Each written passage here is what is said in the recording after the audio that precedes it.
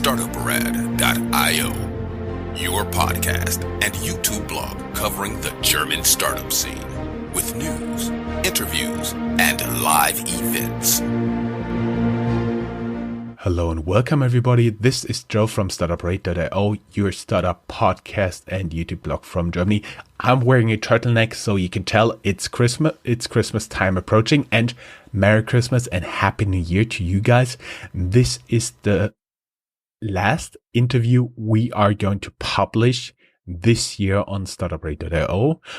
Only episode you can expect is on the 25th of December, our legendary fintech review this year with a new concept. Of course, I'm talking about an interview here, and I do have a guest, Europe's most important seed investor. Hey, Alex, how you doing? Hi, how's it going? I'm fine. Yeah. It's a real pleasure to have you here. And we may tell the people a little bit about the background, why I tell the people, hey, he's the most important, So, you are working with High-Tech Gründerfonds. Of course, you can tell from the language, this is a German construct. It's a government and private backed fund, private-public partnership with approximately $1 billion under management and 600 seed investments, by far the most active seed investor in Germany and Europe.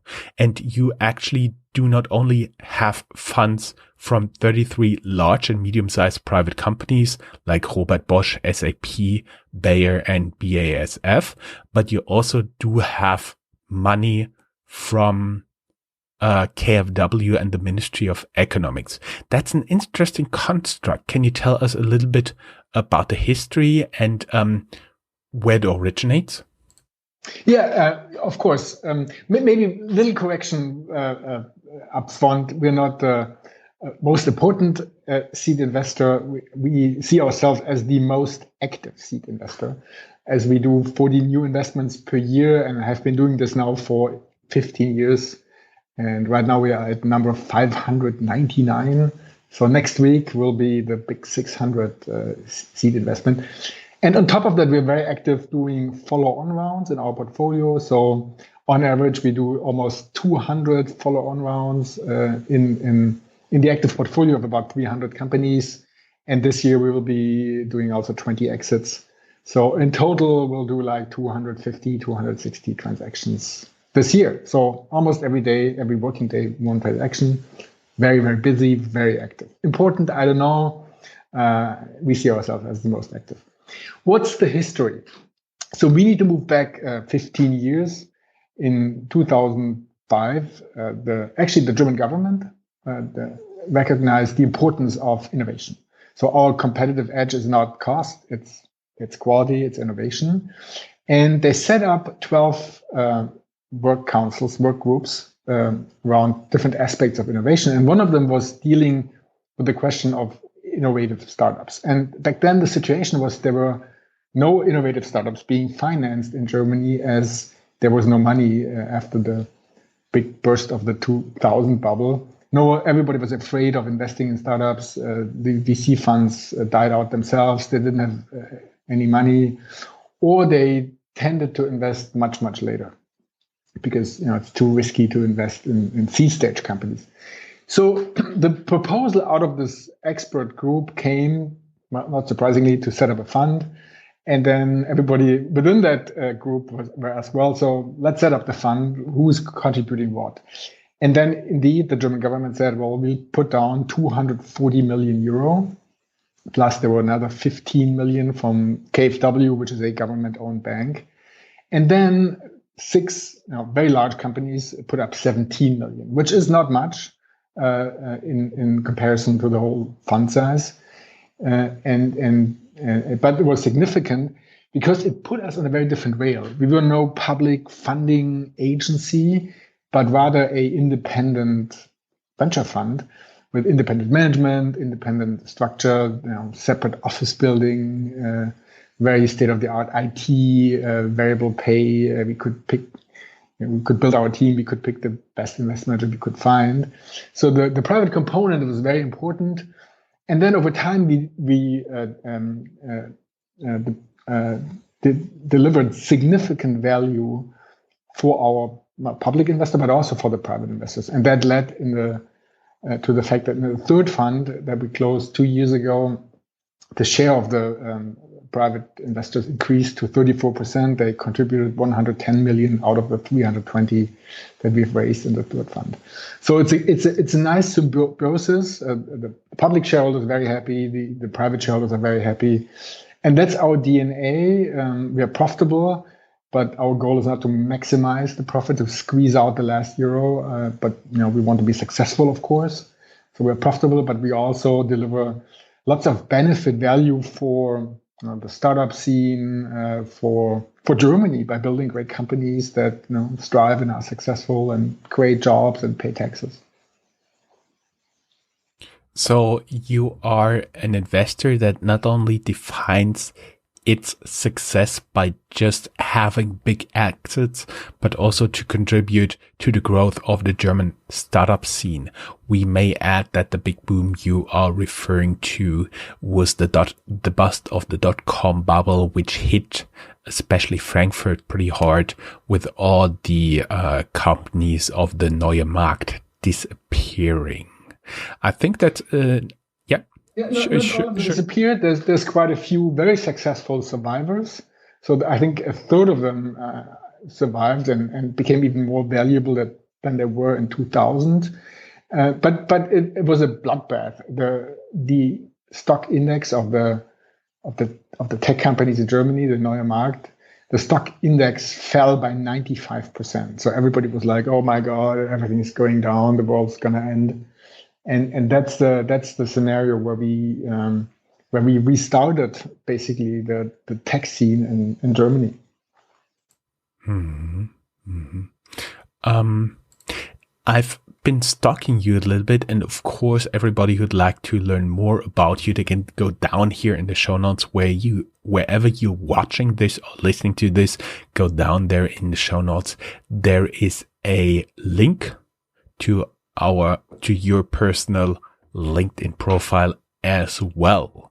I've been stalking you a little bit on several profiles, and they told me not only did you work for Siemens and Deutsche Bank, you also have a PhD and you did an MBA at UT Austin. Do you think that changed a little bit your mindset working in big corporates and doing an MBA in a foreign country? Yeah, definitely.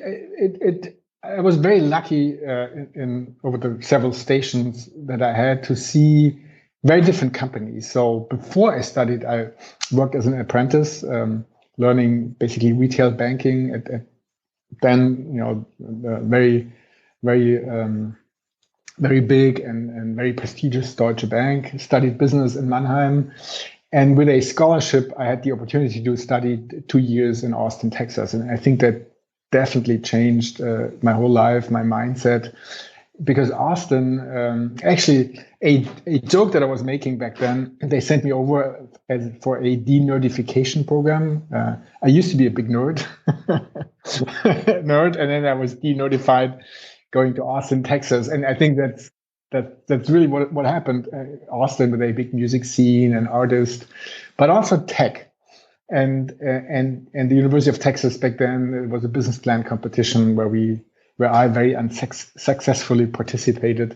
And I was really exposed the first time in my life to something else than what we saw in Germany. I was exposed to tech, to the American attitude of trying out, of just doing it, and being very positive and optimistic about the future. And that, of course, changed, I guess, my personality quite a bit. So yeah, and it was a great experience. Loved it. De-nerdification, the first time I've heard this word here. Does it exist? It will exist from now on, and if people ever write a Wikipedia article about that, they have to refer to this interview, right? But you did not start as a VC investor. From what I've heard, you first tried a little bit in innovation at Siemens. Yeah, actually, when I came back from Austin, I started to work for Andersen Consulting, today Accenture, doing big IT systems, programming and implementation. And that was a very, very good experience because I think it's a very good way to start in tech. When you later become a VC, I programmed not so shiny COBOL on a mainframe. I can still do that. And we implemented a huge payment system in Germany. And I spent some time during the project also in Columbus, Ohio, and in Frankfurt. And working for an American company, I think in the early to mid 90s was a great experience because the company was very advanced. There were quarterly performance reviews. There were criteria your performance was being measured. Was international and also diverse teams. There was a very significant share of women consultants back then on the project, but also within Andersen. And I think it was very unusual. In at that time, most big German corporates, there were no performance reviews as advanced as Andersen had them. So I think the whole performance culture, review culture, but also teamwork and diversity was a very good experience. I quit Andersen, did a PhD for 2 years back in Mannheim, and it was a very, very interesting topic. I was a huge Apple fan, and back then Apple was dying. And everybody said it's the better product, it's the better system, better quality compared to Microsoft Windows, but it's not successful. So it's sort of funny. And I looked at the question: why is one technology becoming the dominant standard as Microsoft Windows did become, and Apple almost died? It didn't die just because Microsoft invested in them to keep them afloat, and not to become a monopolist. And that was a very interesting question. So there's competing technologies, and then all of a sudden there's only one technology dominating everything, becoming the de facto standard. And that was the PhD thesis. And I think it's even still today, you see that question popping up all over the place. Will there be a standard, and what do you do to become the standard? And after the PhD, I went to an internal strategy consulting unit from Siemens, and started in the very late 90s building a corporate accelerator. And there I caught the venture capital entrepreneur virus. After I finished the accelerator, I joined a startup a bit late in the cycle because very quickly after I joined, 9/11 hit, and it was very difficult. I was doing sales, head of sales. It was difficult selling because we didn't get any more appointments. But a good experience, very good experience. Didn't like it back then, appreciate it very much today. And after the startup failed, I went back to Siemens corporate technology, one of the leading tech hotspots in the corporate world. And as a with a business education, and there were all physicists running around. It was tough to get the acceptance. And what we did, we identify technologies that Siemens wouldn't need, and then we built startups. We took them, wrote a business plan, sourced a team, acquired external financing, and spun them out very, very successfully. And from there on, I went to HTGF, continuing that work at a much larger scale. Yeah, that's it. I was a little bit smiling when you talked about all the physicists that they had to accept you. I wasn't sure. I thought maybe your denotification went too far. Yeah, I think if you're not a physicist, whatever you are, it's hard to get a acceptance on a competence basis, on a technical basis. You have to find other routes, and that's what happened, I guess. Yeah. So it was the commercial expertise that I brought to the table. And then combining the technical and the commercial expertise, and maybe a little bit technical expertise on my side, we successfully spun out technologies where the researchers, they really liked them, they really saw huge potential, and no one appreciated them. We created new companies, and huge. It was new. They hadn't done that before, and it worked well, and they got external recognition. The companies became successful.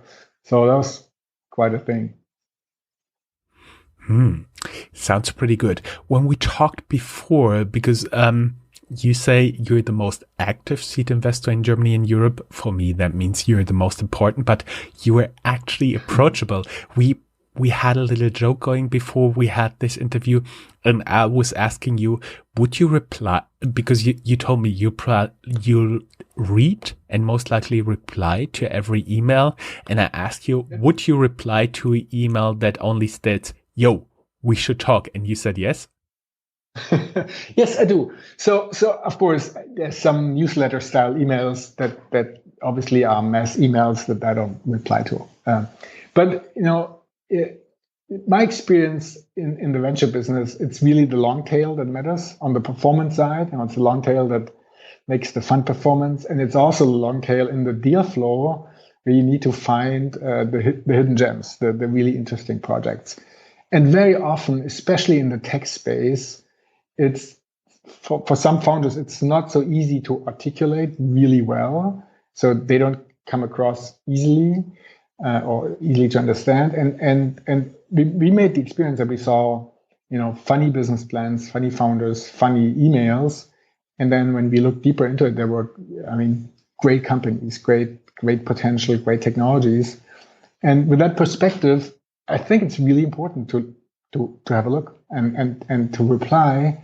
And then once you get to know each other, then maybe you come to the conclusion it's not that great. And then, of course, you cannot invest in every company that you see, but you need to give everyone really a chance, a fair chance, and look at it.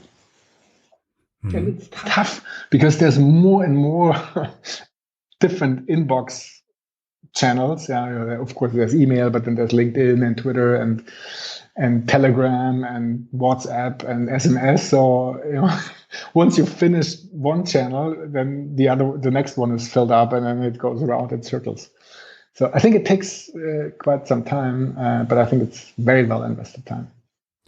And there's also Slack. I'm a member of a lot of Slack communities, and there's also a lot of messaging going on. But fortunately, people are not mad at me when I reply like 1 or 2 weeks later. As long as I do reply, I know where you're going at. I've seen you that you're podcast host yourself, and I've seen you appear in a few podcasts. Your podcast is a very nice combination of German and English. It is called Zukunftsready, where Zukunft is future in German. What are you looking to do with this podcast? Yeah, I think the title basically says we need to prepare for the future and need to be ready for the future because it comes ever quicker. Meaning that innovation becomes ever faster, more disruptive, and we need to be even more prepared for the things that are coming for the future. And basically, what we try to find really, really good voices of the ecosystem to share their insights. And there's so many people who not only are successful, but who have learned a few things that are worth sharing. And that's maybe another activity where we give back insights to the ecosystem. And maybe also the big scheme is to encourage founders to do the step, to try to set up the companies, especially female founders. The share is way too low. And so we're trying to be positive, encouraging, and appreciating, because we believe the potential is there and is very big. There were 2 statements that I really liked when I listened to your podcast appearances.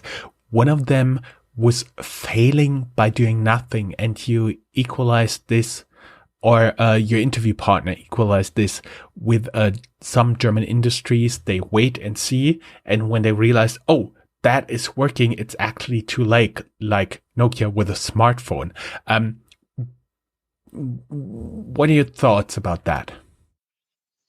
I think the key point is the German engineering culture is to have the perfect product. And then in the end, maybe it's too perfect, it's over-engineered. And the price that we pay for being perfect is that we're slow. And sometimes we are very slow by doing nothing. So we don't try out things. And I think the opportunity cost and that's what I mean by failing. The opportunity cost is that we don't tap into the potential of the opportunities that are coming along faster and faster.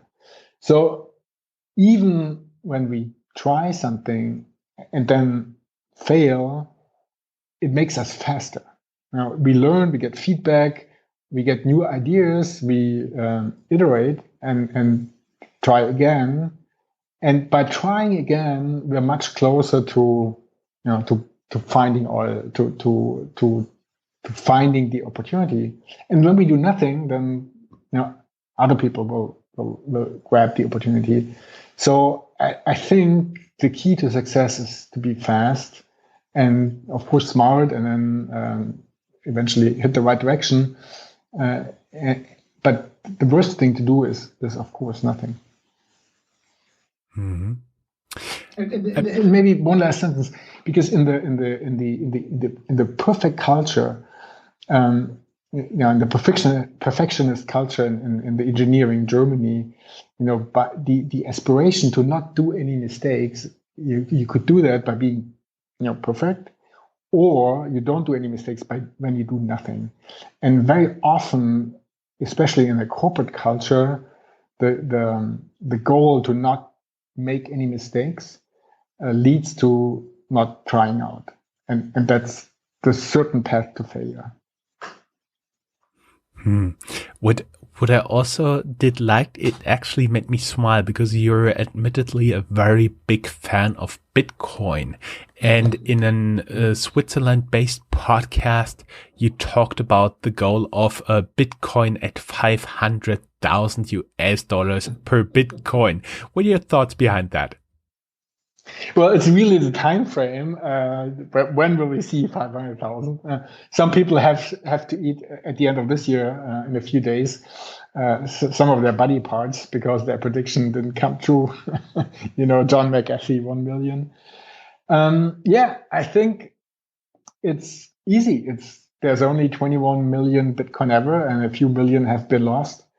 And then if you look around, there's trillions and trillions of money, of bonds, of stocks, of gold floating around.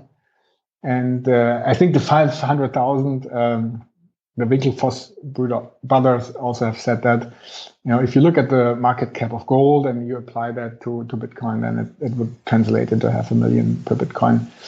And I think in the long term, over 20, 30, 40 years, it will be much, much higher. Because money will inflate, there will be much more money being printed in all monetary systems in the US, in Europe, in Japan, also China.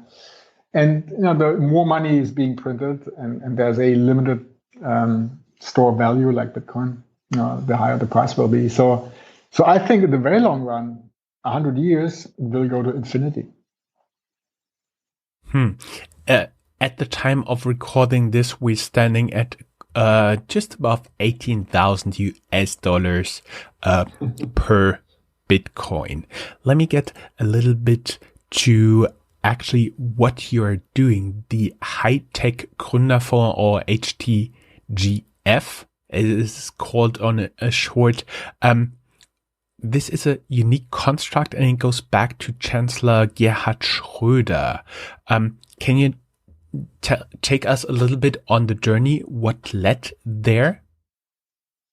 Yeah, basically, it was the situation where in 2004 and 2005, only 20 startups in all of Germany, 20 tech startups, got venture funding. And by any comparison, that number is too low. And there's a very long-term statistic that calculates the share of venture funding in the German gross national product, and that share also is very low. And traditionally, the German finance scene is bank-driven, and maybe basically that dates back to the end of the Second World War. Everything was destroyed, and then no one had any money, but it was the banks that first had any money. So they started to fund industry and companies. So traditionally, it's a debt funding culture, not so much an equity funding culture. And in Germany, the share of the households who hold stocks is around 10%, much lower than in most countries in the Western world. So with that background, trending back many years, and then the bursting of the internet bubble 2000, no one wanted to fund any startups with equity. There was no equity. There was very few venture funds. There were very few angels. There was no corporate, almost no corporate venture funding. And and then there's many statistics. Josh Lerner at the Harvard Business School, he showed that venture funded startups are much more innovative in terms of patents.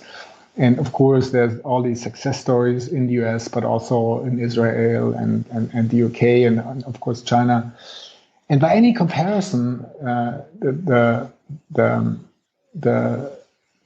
venture funding was too low, and the potential at the same time, as Germany is a tech-driven economy, society, the potential for successful startups was much higher. So they came up with a proposal to set up the fund, and that's it. Mm-hmm. I've been researching a little bit some of the investments you guys are having. Sechs Wunderkinder, known for Wunderlist, where you made an exit. Outfittery, Userlane, and Windeln.de should be pretty familiar to all people listening to the podcast. And I actually found 3 current portfolio companies, namely Bitwala, Co-Module in a very old interview, audio only, and Crealytics, where we did the interview actually in the rooms of the German Accelerator in New York that we interviewed. That is quite an interesting portfolio, and you have much more, of course. So everybody out there is wondering how you guys are investing. How do you find your investments? Yeah, basically there's 3 routes. The first route is people come to us. They know us and they send us business plans or get introduced to us. The second route is we go out to pitching events, to startup competitions, to incubators, to universities, where we talk to founders who are in the process of setting up their companies. And then the third route, which is a little bit new, we've been doing that now for 2 years, and we call it active sourcing. So what we do, we scrape databases, the German Business Register, but also other databases where we look for newly funded tech companies, and then we approach them very actively and introduce ourselves and basically ask them if they would be open for investment, and if there's anything we could do for them in terms of helping the companies become successful. And the third route became quite significant, especially this year, because there were no events, not so many events where we could go out and meet founders. We go out and try to find them. My mind is sometimes pretty devious, and I was wondering if you ever wrote an email to a startup founder, yo, we should talk. Maybe we did. I didn't. But we've been doing this for many years. So in the end of 2008, we invested in Mr. Specs, online glasses, and definitely one of our best investments. And I heard about the company, somewhere in the late summer. And I actively sent an email to Dräger, the CEO of Mr. Specs, and said, well, I think that's an interesting concept. Would you like to talk? And he called back and we talked, and we convinced him to go with us, which was, very successful. Yeah. And of course, the big challenge, of course, is not to miss anyone. And by having a systematic approach where we scrape databases, that's what we try to do. What you guys are looking for? What's the metrics? What's the background? Because we apparently have seen some very B2C focused companies like Windeln.de, like other stuff like Mr. Specs. What are you guys looking for, and is this the focus of your investments? So basically, the portfolio is 80% B2B, and then B2C is the smaller part. And I think that is because in Germany, we're like the B2B guys. So there is, of course, very successful big B2C companies, but that's rather the exception.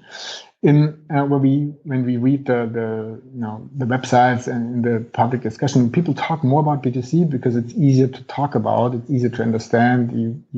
You may be a customer, you know the product, but Germany is really B2B, and our focus is the seed phase. So very early, companies. Half of the companies that we invest in, when we first meet them, they're not even founded. So it's very, very early. There's a demonstrator, prototype. Rarely there's first revenue. So that's a very clear focus. But in terms of technology, they're very broad. So basically anything with hardware, like IoT, robotics, machinery, sensors, energy, then anything around life science, medtech, biotechnology, chemicals, personal medicine, and then anything around pure software companies like fintech, blockchain, but also artificial intelligence, IT security, travel and health. Basically anything with a tech or innovation approach is eligible for us. What is the term of time frame any startup would be looking at between, let's say, first approaching you and then, in case if you do invest, the actual investment? I think our record was 28 days from really signing the contracts, from the first meeting to signing the contracts. But that's unusual. I think it's not so good because we all need to get to know each other. And I think it's also important for the founders to feel comfortable with the investor. And I think that takes a little bit of time. On average, I think you can calculate 3 months. So we meet and then we meet again and we start due diligence, which basically means we try to even better understand what the founders are doing. And then once we're positive in the due diligence, it goes in front of a board, and then the board with representatives from our investors, including industry, make the decision, and then we close the contracts. So overall, I think if you're all working hard, 3 months is probably the median time frame. The median. Yeah. I see, because I've heard about the investment committee before and just want to ask. So apparently it's by people, LPs as well as employees of HTGF, right? Yeah, not really. We have a 2-step decision process. First, we have what we call team pitch. And that pitch is really important for ourselves, where we pull in all the know-how, all the expertise out of the investment team. And if the team is very critical, then we would decline the investment. But they cannot make a positive decision. The next step then would be the official investment board. And I think the investment board, we have a very high acceptance rate there, approval rate. The investment board is made up by representatives from our fund investors. So the government didn't send any civil servants or government representatives. They sent a VC, an entrepreneur, and a professor. And then there's industry. And pitching in front of industry is really an opportunity to pitch for cooperation, for maybe even a corporate investment. It's the first step to building a relationship to our fund investors. It's really much more an opportunity than a formal decision. It is a formal decision, but it's even more a opportunity to build a very meaningful relation to one of our industrial investors. When you said an entrepreneur, a VC, and a professor, I thought, there's most likely somewhere a joke in that, but I cannot find it. No, the government, I mean, that's an important point. The government, they have the majority in the fund. So theoretically, they could dominate everything. And they decide nothing in terms of investment decisions. And that's really, really important. We have done all our investment decisions based on professional VC criteria. Not all of them, of course, are successful, but there was no political deal, no deal where one member of parliament said, well, this is a company out of my region, please invest in the company. No, not at all, because it's all based on pure VC type criteria. Talking about investment, are you guys also taking lead in a round? We're always taking lead in the round. And that dates back to our history. When we started, there were no other investors, so no one, more or less, except us, could take the lead. And we like that. We very much like the lead, because especially in the seed stage, lead is fun, because you can change things, or you can influence things. You can help the founders. It's in most cases it's like 2 or 3 guys or girls, and as an investor, you do have some impact. Once you invest in the D round, and even if you're the lead investor, I think the influence is much more limited. But as much as we like the lead role, we hand over the lead role later on. So if there's a large VC or even private equity joining the company, then of course it's not us who has the lead. I see. And in an old interview, I've heard that the entrepreneur has to invest money themselves. That used to be the case, not anymore. With the third fund that started in 2017, we relaxed that criteria. So there's no requirement for the entrepreneurs to invest money. Sometimes we politely ask for that, because if they've been very successfully in the past, then maybe it helps if they show some commitment. And we've learned it's even more important if they contribute a little bit, depending on what they can, in later phases. So if the company hits a speed bump and they have some issues, 3-4 years down the road, and then the founders say, well, I really believe the company is going to be successful. I have a little money, not much, but I put a little money in the company. I think that commitment is much stronger than in the seed stage. Okay, now assuming you invested, how do you work with your portfolio companies? You introduce them to your LPs, you coach them. What do you actually do for the companies besides just wiring some money?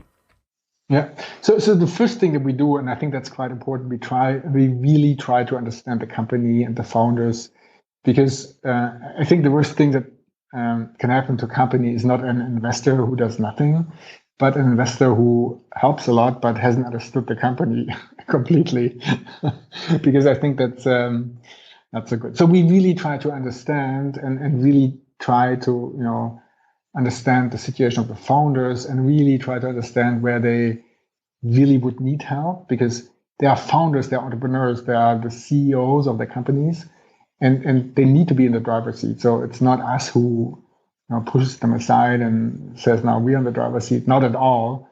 But if there's a certain area where we can support them, then we offer help. And it focuses around a few areas. We've been very experienced in supporting the whole process of securing follow-on funding. We've raised 2.8 billion euros in follow-on funding for the portfolio. And we know many, many investors. We know their criteria. We can make introductions. We're very familiar with them, as we have made common investments before. So it's much, much easier for our portfolio companies to approach investors that we've co-invested with in the past. And we also know the criteria. So we know the criteria of the international VCs, of the German VCs, but also the criteria of business angels. So what we do, we help the companies in the first 1 or 2 years to show a performance that they meet the criteria, and that can be around sales. They need to have minimum sales, minimum recurring revenue to be interesting for VCs. It could be that we complement, help the founders, complement the team. So in many cases, someone around sales. Sometimes it's really a discussion around finding the right focus, finding the right direction, or refocusing or pivoting the company. And of course, we open doors in terms of business development. We open doors to our fund investors, but also to many, many other companies that we know. And, for a small startup and a large corporation, sometimes it takes a year or more until they find the right person to talk to. And we can shortcut that process quite a bit. And I also have seen on your website, because you invest in companies, you're very successful, and then you actually did have a lot of very interesting exits, right? Yeah. Especially this year, 2020 has been record exit year. It's a little strange and scary that there's a big crisis, and at the same time, we had a record exit year. Yeah, we sold 9 companies to our fund investors out of the 125 that we sold, and maybe two of the transactions that we sold to our fund investors, which were, by the way, the largest 2 exits so far that we did.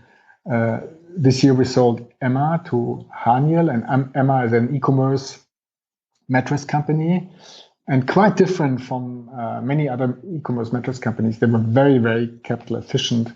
They raised only 6 million in total from us and business angels, and that's it.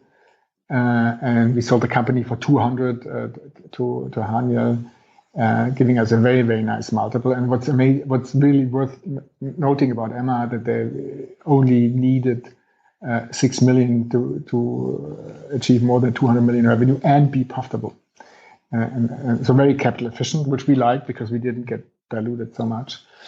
And the other one last year that's worth noting, it actually was a Swiss company that we found in Geneva, Amal Therapeutics, and basically what they do, they develop a solution to activate the immune system to fight certain types of cancer. And we sold that company for close to €500 million to Boehringer Ingelheim, also one of our fund investors. So it's e-commerce, not so high tech, and then it's cancer therapy, high tech. So you guys can invest all over Europe, or are you just focusing on Germany? We're focusing on Germany, but we can invest actually all over the world.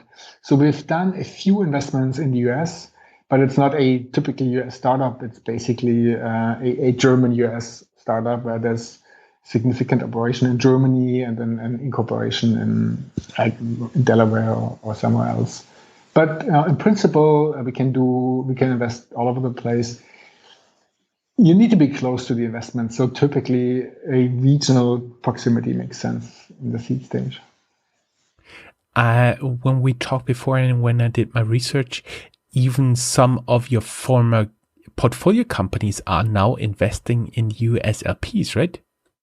No, not yet. We have one LP of a company, Fond Off in Cologne. There was a company that we had in the deal flow in 2010. And back then, our criteria was the company needed to be younger than 1 year, and they were like 1.5 years. So we couldn't invest in them because they were too old, being 1.5 years old. And they got a business angel investment, basically, and that's all they got. And then it became very successful, and then they turned around 2018 and said, well, I really like what you guys are doing, and they invested in the fund. But you're totally right. That's one of our goals, to have one of our portfolio companies investing in the fund. So the race is still open. Talking about funds, we now have 1, 2, and 3. Is there another fund on the horizon? There's many more funds on the horizon. No, seriously. There is number 4 on the horizon. We plan to close number 4 in June 2022. So a little bit less than 2 years away. We'll start fundraising next year, and we hope that the Corona situation is much better and the economy much better then. But also, what's also on the horizon is, by the German government, some sort of later stage growth fund, because that's still a significant gap in the funding ecosystem in Germany. Large funding rounds are of course hard to acquire, but then there's very, very few German investors who can buy tickets larger than 10 million. So it might be that we can address that next year. That's already a very good interview, and we're talking for more than 45 minutes. So there's just some final note. How can people reach you and learn more about the process? Yeah, learn more about the process. I think we have a very good website. You can look at the website. I think that it's self-explanatory. I do recommend to talk to other founders that we've invested in, because it's not just the process, but it's also anything around that. Are the people really as nice as I say it and competent? And of course, you can talk to us, and you can just use any channel that you find. You can call. You can use any other communication channel, email and Twitter and LinkedIn. And we do make quite some PR, so you can learn about us, what other people say about us, other startups in the press or the press. But we're very approachable. Use any channel, talk to anyone. We'll answer. And we'll have down here in the show notes, of course, your LinkedIn profile, your Twitter account, and the website where people can learn more. Thank you very much. It was just a pleasure having you here. Thank you for making the time on a Friday afternoon. I know you have a stressful week, but you keep working at it. Thank you very much. Greatly appreciate it. And it was just a pleasure having you here, and hopefully to hear from you soon again. Yeah, thank you, Johan. It was a great interview. Thank you for your time. And if there's any questions, just approach us. Thank you, Johan. That's all, folks. Find more news, streams, events, and interviews at www.startuprad.io. Remember, sharing is caring.